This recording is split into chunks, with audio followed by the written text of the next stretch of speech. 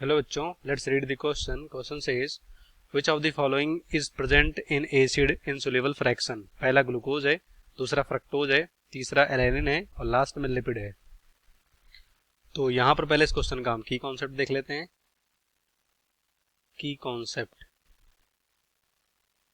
Concept में यहां पर हम देख सकते हैं एसिड इनसोल्युबल, यहां पर कंपाउंड है।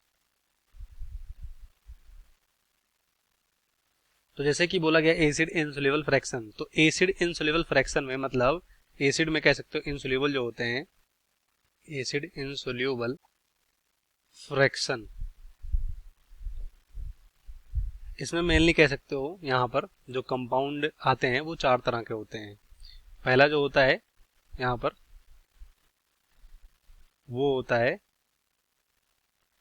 पॉलीसेक्राइड।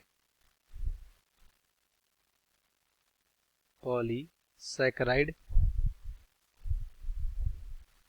उसके बाद दूसरा होता है न्यूक्लिक एसिड।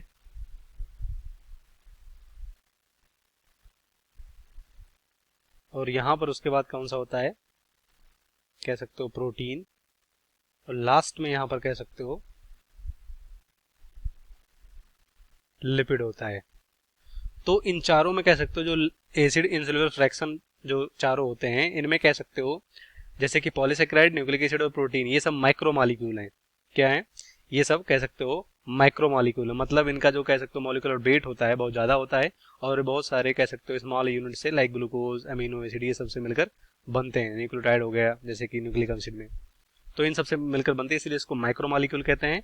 और यहाँ पर जो लिपिड होता है वो कह सकते हो एक तरह का एक्सेप्शन है, जो कि यहाँ पर इसका मॉलिक्यूलर वेट भी ज्यादा नहीं होता है और ये माइक्रो मॉलिक्यूल में कंसिडर किया जाएगा।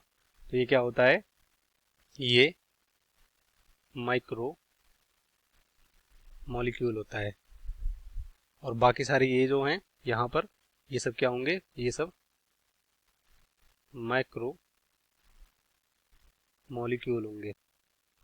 तो हमने यहाँ पर देखा कि जो एसिड इनसोल्युबल फ्रैक्शन होते हैं इनमें कह सकते हो चार तरह के कंपाउंड आते हैं। और बाकी जो होते हैं यहाँ पर कह सकते हो वो एसिड सोल्यूबल फ्रैक्शन में आते हैं, जैसे कि जो स्मॉल यूनिट होते हैं जैसे ग्लूकोज, ये सब हो गया। तो ये सब स्मॉल यूनिट में कंसिडर किए जाते हैं और ये सब कह सकते हो एसिड सोल्यूबल फ्रैक्शन में आते हैं। तो यहाँ पर पहला हमारा कह सकते हो ऑप्शन जो है ग्लूकोज है। तो ये पॉलीसेक्राइड, न्यूक्लिक एसिड और प्रोटीन इनमें से कोई नहीं है, कह सकते हो पॉलीसेक्राइड का एक पार्ट या एक यूनिट होता है। तो ये एसिड सोल्यूबल में आ जाएगा, तो ये हमारा गलत होगा। दूसरा फ्रक्टोज, ये भी कह सकते हो यहाँ पर पॉलीसेक्राइड ये नहीं होता है, डाइसेक्राइड हो सकता है, तो ये भी गलत होगा।